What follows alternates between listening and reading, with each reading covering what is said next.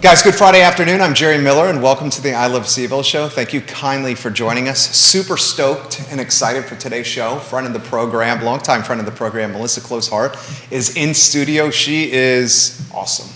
I mean, she's just an all-around awesome person. Love her food, love her style, love her personality.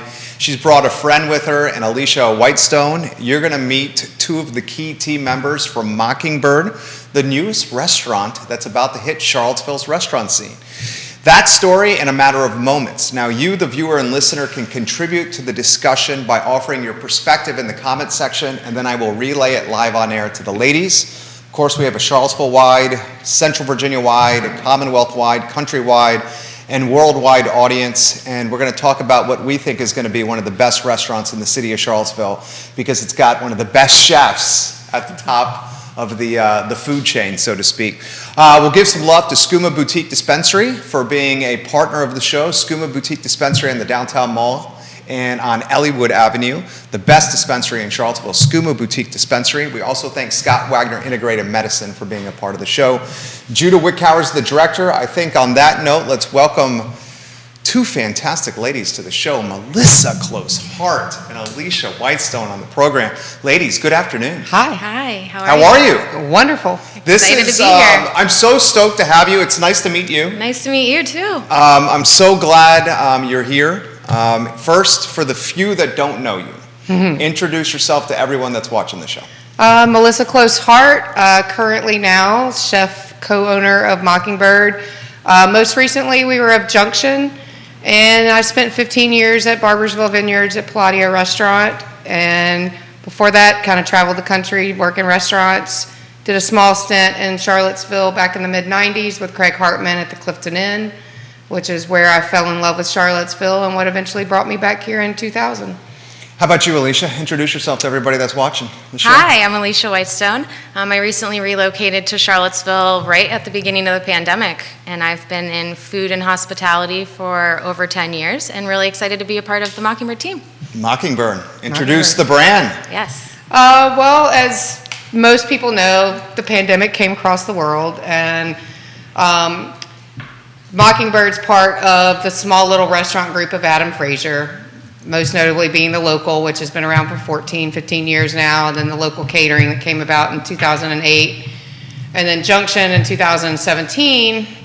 But when the pandemic hit, we kind of just put everything into one building, kind of pivoted to the 10 for 10, all takeout, pivoted again to takeout and outside the seating, pivoted like everybody did multiple times. And so we've kind of had Junction open and empty, kind of not being a happy restaurant, no soul left in it. And we've went through a whole bunch of different ideas over the last 2.5 years. March 15th,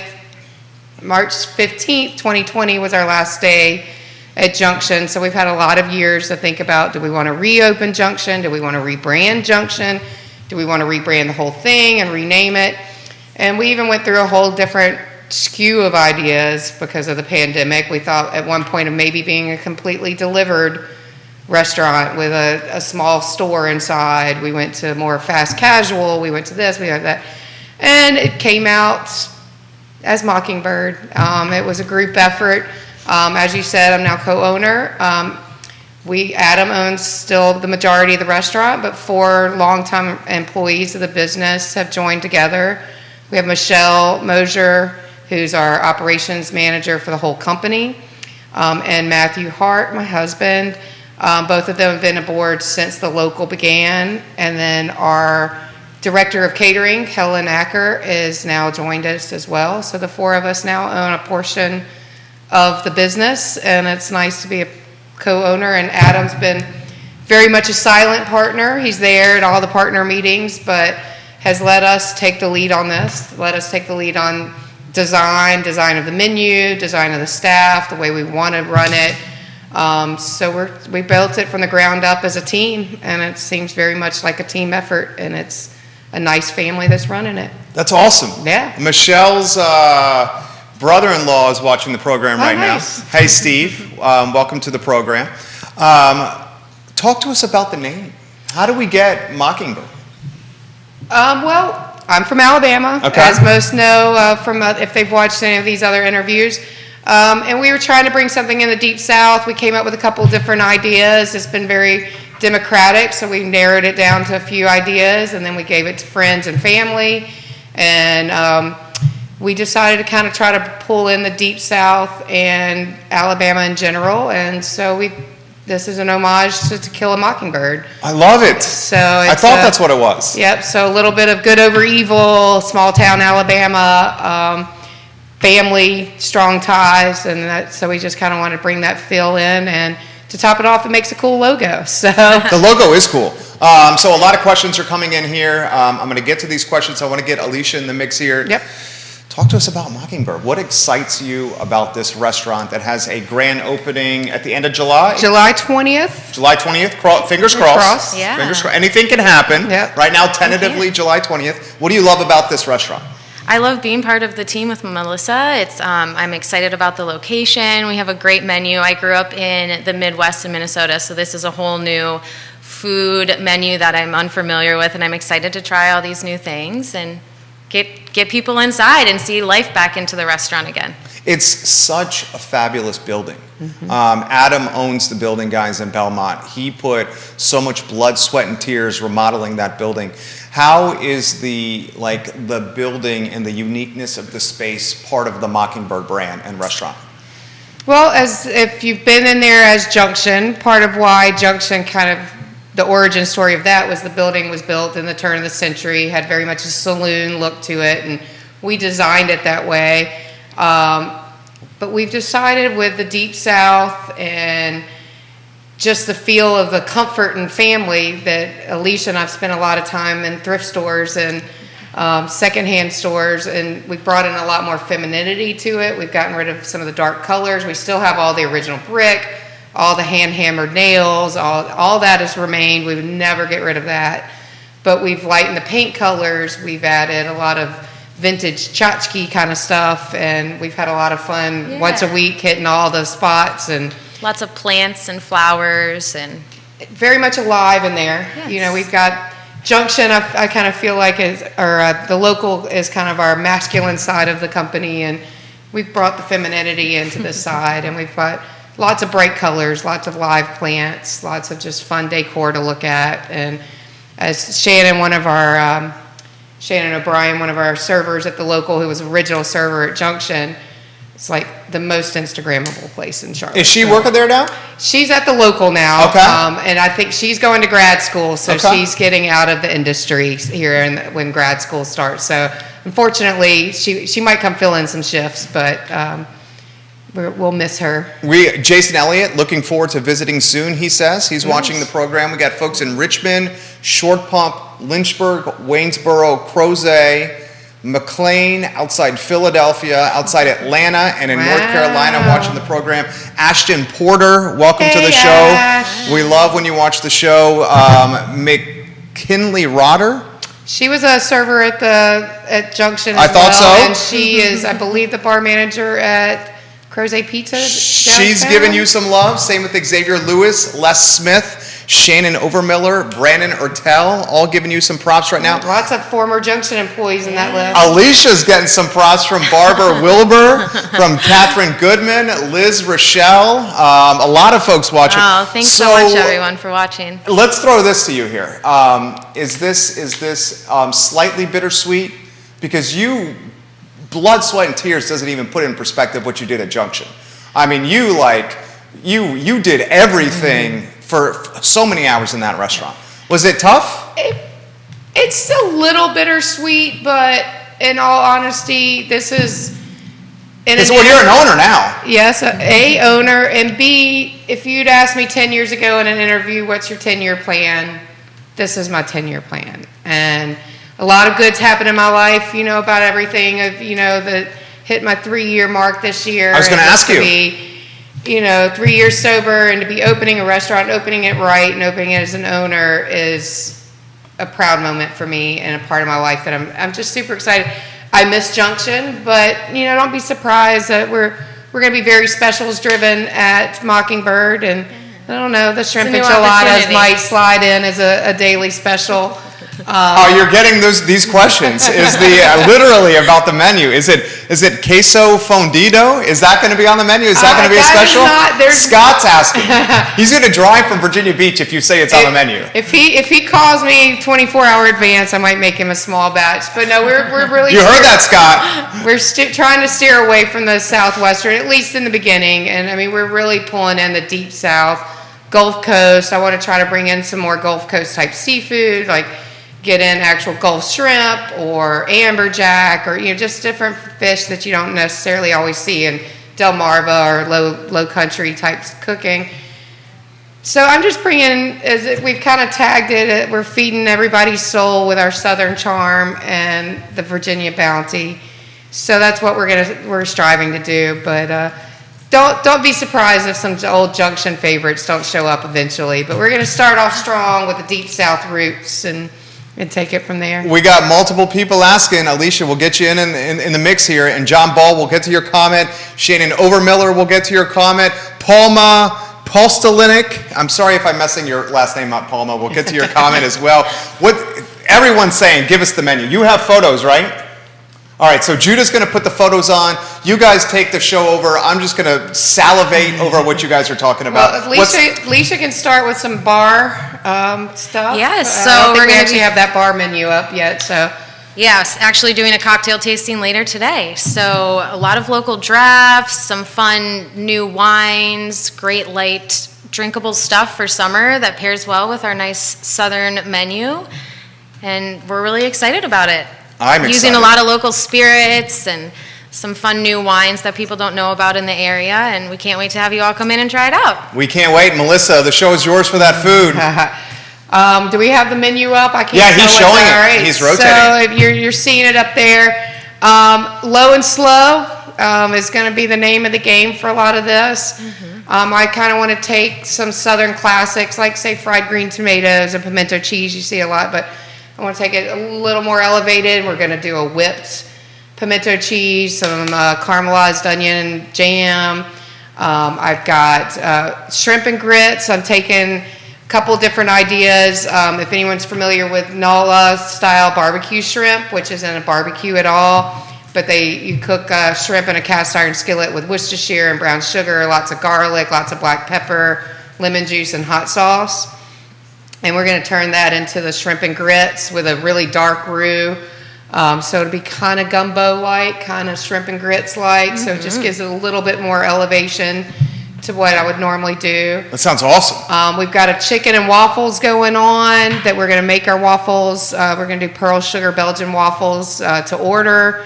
We're also offering that one in a gluten-free choice where we're going to have a chaffle, which is the cheese and eggs, along with a Korean-style fried chicken. So it'll be cornstarch tempura, so completely gluten-free. We wrote the menu from the beginning to end because Southern food can be very heavy, very pork-centric. It's been really hard not to put bacon or ham hock or belly in everything. So I'm trying to take some items and make sure that they remain vegetarian or gluten-free. So we have all those options. We have 2 fryers. We're going to have a fryer that's completely gluten-free. So we have availability for celiacs. In fact, I was working on the menu with my sous chef before I got here, who's Alex Strom, for all those that know him out there, Strom. So he's talented. I'm so happy he came aboard. In fact, he left for a little while to go to upstate New York, and when he left, he was like, if you ever open a Southern restaurant, I'm coming to be your sous. And the day we decided what we were doing, he walked into the local for dinner, and unbeknownst to him, I was like, so, I've got a job for you. And 6 months have gone by, and he's stuck by me, which has been hard in this time of dangling carrots and labor shortages, and I'm happy that he's stuck by. And we've been doing food recipe development all week, and we work so well together, and we have the same cooking style and the same dance moves in the kitchen, everything. So I think it's just going to be a great team. But we've been working on the menu today, and he looked at one of our vegan, gluten-free entree choices is going to be a cauliflower country fried steak. So we're taking the whole flavors that you would get from a cubed steak that you bread and deep fry, but doing it with cauliflower, doing it gluten-free, making our own really rich veg stock to turn into a gravy. And Strom says, I think I would even order that. He's like, most vegan dishes on a menu, you're kind of like, sounds all right, but there's nothing special about it. So we're really trying to make sure that we reach all the different parts of the community with the menu, but still holding that general seed of the soul of soul food from the Deep South. And I love it. Scott Aaronworth literally just said, all right, you have me. I'm coming up in September for all this food. Yeah. I'm going to be there for the chicken and waffles. Put me down. I'll call and make reservations this month. You just booked a party on the show right here. Well, Resi, we go live on Resi July 8th, and I believe we'll start being able to take reservations by the 10th or something around that point. Yep. And so we will be on Resi, if for any online. Yeah, and check us out on Instagram and our website as well. If You're you doing a wanna hell of a learn job any- with the content. Oh, thanks so much. People are asking about brunch. We discussed brunch. You know, brunch Because is Junction had a great brunch. Junction had a great brunch. The people that came loved it. Wasn't always Staff. It's tough to get the staff to come Sunday morning after working It's- a Saturday night shift. And it's Is really that fair? That is true. That's It's fair. really Very fair. hard, especially if you don't already have brunch items somewhere on the menu. You're also looking, you know, you get some people that think, oh, brunch is where you throw away all the stuff you want to get rid of by the end of the week. But it's not. You know, you want the best, freshest ingredients. And if you're not using those products somewhere else, it becomes difficult. We've actually discussed, we want to do like quarterly brunches and have a theme to them, like Harper Lee's birthday or a summer solstice brunch or something, and just have really fun, creative brunches a couple times a year, and maybe do like some music out on the slab and have a big theme to it and have a theme to the food and have it more of an event than having a weekly brunch. Make it a celebration. Because like I was saying, you know, with the staffing shortages you have nowadays, it's really tough to be able to spread everybody out. And Well, the Mockingbird restaurant, and I think you have family watching. Is Catherine your family? Catherine Yes, Goodman? Catherine Goodman. That's my sister. Your sister's watching. She says, yum, I'm ready to try everything on the menu, even the vegan dishes. And she has an emoji with that comment, the vegan dishes. Jason says, I'm glad you brought up the vegan dishes. I was just about to ask you. In fact, there's a lot of comments coming in. So let me acknowledge some of the viewers and listeners, and then I'll ask you this question. The restaurant Mockingbird is so big that you have a lot of space, which is good for dining and seating and confidence post-pandemic. So I'll throw that to you after I acknowledge some of these viewers and listeners. If memory serves correct, Richard is your father? yes. Okay, he's watching. Actually, this might be your brother. Do you have a brother named Richard too? They're both Richard. We got a junior and a senior. Okay. So Well, he says, "Go get him, little sis." So I'm That's assuming this is probably- your brother, right here. He's in Atlanta. So Okay, yeah, that's my he's brother. watching. Marjorie Pickens, Showalter, I'm so hungry now. You rock, Melissa. Michael Murr is watching. Who are the Southern chefs of today that you admire for pushing the envelope a step further while bringing Southern fare to the next level? That's a damn good question. That's better than my question about seating. Let's go with Michael's question, what he just said. Right off the bat, I got to throw out Frank Stitt, who I've talked about before because I worked at Bottega, which was his Italian restaurant in Birmingham, Alabama. And that's where I got introduced to Italian food, which took me to Palladio and blah, blah, blah. But Frank Stitt's first restaurant, his flagship restaurant, is Highlands Bar and Grill in Birmingham. When he opened that, it was probably the first fine dining restaurant that focused solely on Southern cuisine. And I've taken a lot of inspiration from him over the years as a chef, as a Southern chef, as an Italian chef, all of it. There's a core part of who I am because of Frank Stitt. And if anybody's ever in Birmingham, he's got 4 restaurants. Go to any of them and you will never be disappointed. But that's probably where most of my Southern inspiration comes from. And then my grandma and my mom, you know, and Craig Hartman, obviously, is my chef papa, but he always said, you cook like you're cooking for your grandmother. And that's what this type of food brings back to the memories for me, is Sunday dinner with my papa, my granny, the food my mom made.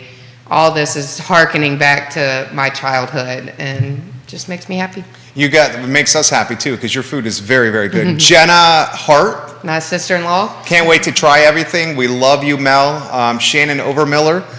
We did the Barbersville Fall Harvest Dinner with Melissa every single year. Yep. Please tell her Red says hello. Her food is absolutely amazing. Chef Red was an awesome chef in the DC area. I believe she's left the industry to be a real estate agent now, which is sad for the industry. But Well, why don't we talk about the industry? I mean, Yeah. how do we characterize the industry now? 2 years was brutal. Have we recovered? I mean, how do you characterize where we're at? Alicia, why don't you jump in? I think it's just really kind of changed, I feel like we're kind of still in recovery mode, and have had to make a lot of pivots because of that. Junction, which was a much larger space, as you were saying.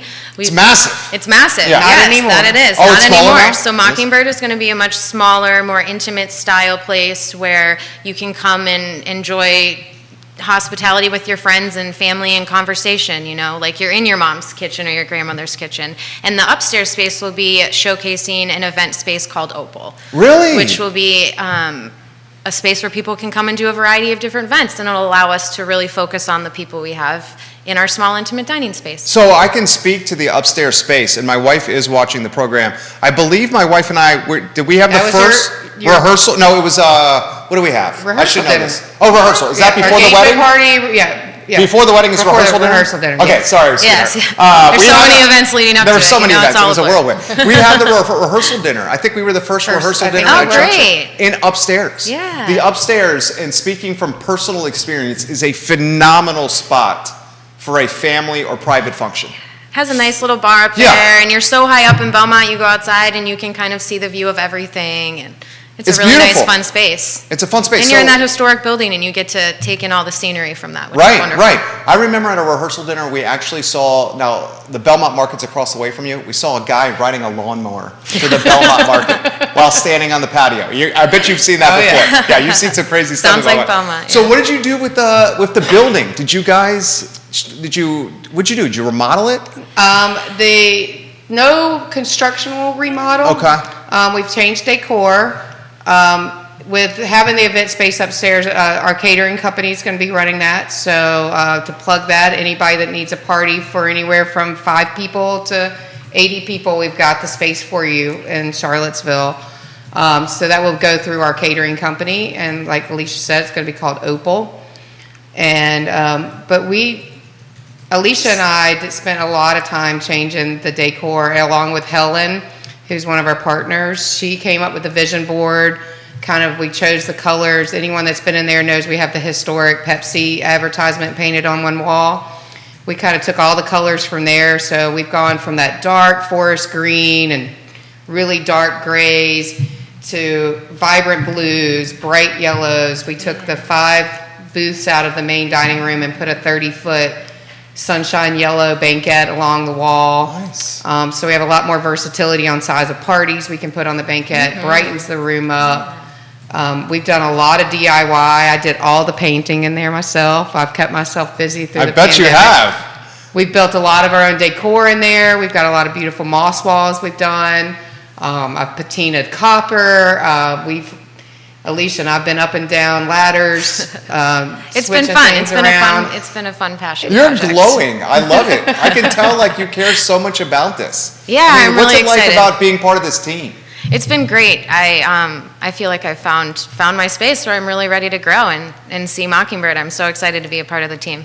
I'm so excited for you. Cynthia Sturmer, congratulations. Melissa Close-Hart, she says, from the pastry world in Alabama, whenever I get to visit, I'm bringing homemade pies I was to gonna you. say, bring some pastries. Cynthia's got the most awesome pies. She's the pie lady in town where I went to college. She's giving you props. So is Jennifer McGinty. Yeah. I'll have to come try it out. You rock, Melissa. There are 6 states watching you guys on this show right now. Alabama is very well represented on our IP heat map right here. Alabama is in the house right here. Awesome. Why don't we talk about something else that I think you have been an incredible inspiration for?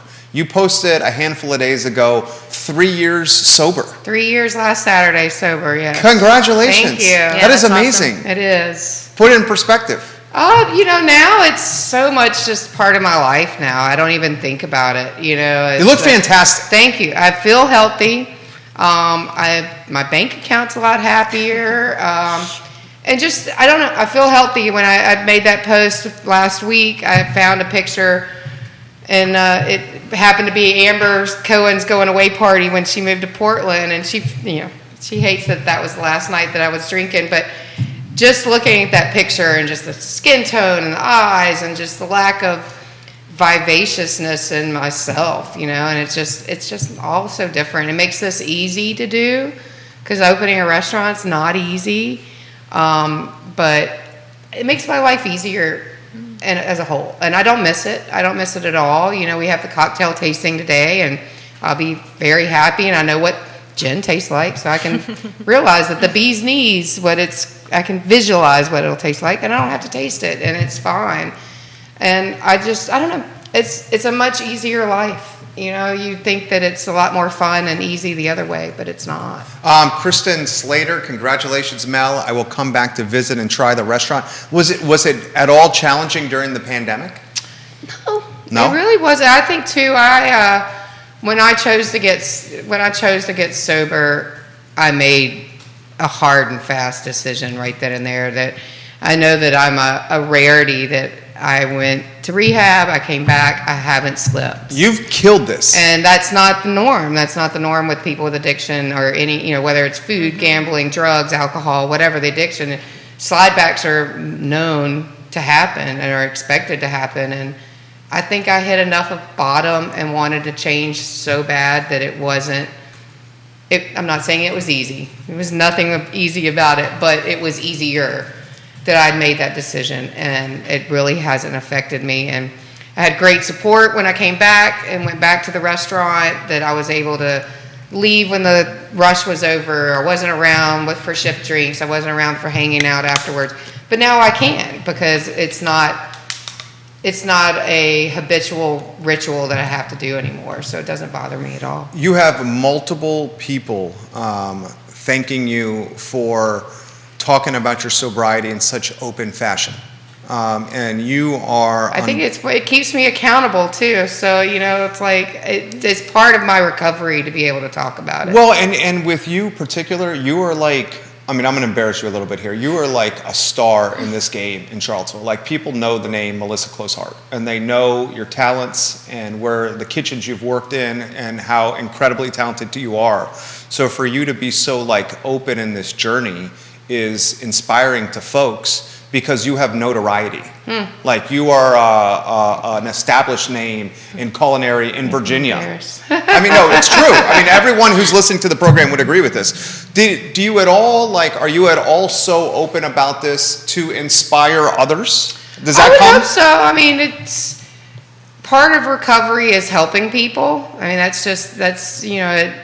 you got a lot of tools in your toolbox, and one of them is to help people. I couldn't have done this without all the help of the people that I went to rehab with, all the people that helped me get to rehab, all the people that have helped me after. And if I can help one person to become sober that needs to become sober, even if it's just by somebody listening to this, that's a great thing. Because it's a tough industry, and it's long hours, hard work, and this is, I was in the industry for, 12 or 14 years. This is part of it. Yeah. It's very much in the fabric. Very steeped in alcohol and drugs. Yeah. I mean, watch the Anthony Bourdain documentary. It's not just big cities. It's not little towns. It's part of the culture, and I think that's changing as we were talking about the industry changing because of the pandemic. I mean, you look over, and Richmond's got Ben's Friends, which is another 12-step program that's specifically geared to industry folks, and it was started by Jason Alley, who's now, he's got to probably be 6-8 years sober, somewhere in that ballpark. You used to own Pasture Restaurant. Yep. Was it Comfort as well? Pasture. Yeah. And Richmond celebrity chef, Jason Alley. And so he's been sober for a number of years, and he started Ben's Friends, that I believe is, I'm not going to say that restaurant just because I'm not 100% sure which, but it takes place on Mondays and early afternoon at a restaurant in Richmond, and it's open to anybody in their industry that needs a self-help group, and a group to lean on. And I think that more and more chefs I know, more and more servers, more and more bartenders that aren't drinkers anymore. And well, even just the mental support that's needed, not being someone who's in the recovery side of things, but just you're saying hospitality, it's a very intense industry, so it's nice to have support from all sides. How do you think how do you characterize how like the industry is doing post-pandemic? We've touched on it a little bit. We know about the labor issues. Labor's hard to find. I think labor is an issue across every industry. Yeah. We know about inflation. Mm-hmm. We know about cost of goods are through the roof, volatile and unpredictable. Chicken products increased, what, 300%? Yeah, wings, I mean... Finding alcohol to stock the bar, or wine even, it's a very crazy trickle effect. What are the biggest challenges now? We've identified them, some of them like the Cliff Notes version. What are the challenges? I think product availability, which one nice thing about working with local purveyors, you don't run across that too much. But when you come to some groceries, I mean, there were 6 weeks I couldn't get cornstarch. Cornstarch, it's a byproduct of corns and everything. Why do we not have cornstarch? But, I think the labor challenge is a little bit of an issue, which I think has kind of leaped down to, you see restaurants open fewer hours or fewer days. And if you start pushing the numbers, are we really making much more money if we're open 6 days instead of 5 days? I'd have to hire another person. Is there another person to hire? I think that life-work balance has become a whole bigger issue in this industry than it ever has been. And I think that after people having quarantine time and time to be at home with their family and see their kids, see their wife, see their dogs, they've realized that I don't want to work 70 hours a week anymore. It's not worth it. And totally. I do think that somewhat is a little bit of a positive aspect that's come out of the pandemic, because the restaurants being open 24 hours all the time and having a little bit less of a intense work schedule, we all have a little bit more work-life home balance, which I think in the end is really a positive side effect for our mental health and everyone. What'd you guys learn about yourselves during quarantine and this pandemic?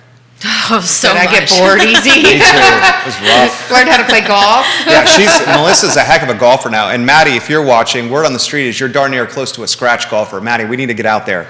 And that's her husband, for those that don't know. I mean, I could not do the quarantine for very long. I'm like, I have to be around people. I like the energy. I mean, I do this for a living. Yeah. It's like, you're a people person too. Yeah. I was losing my mind. I'm sure. In quarantine. I mean, how about you guys? Did you Yes, enjoy it? That's why I work in the industry. I love the people energy and things like that. And I had moments where I was like, okay, I have a few weekends off, something that I've never experienced before, which was really great. But I wanted to get back out, so I'm excited to see the world a little bit back to normal. Will it ever be normal? No, not really, but this is our new normal. So. What's the new normal for restaurants?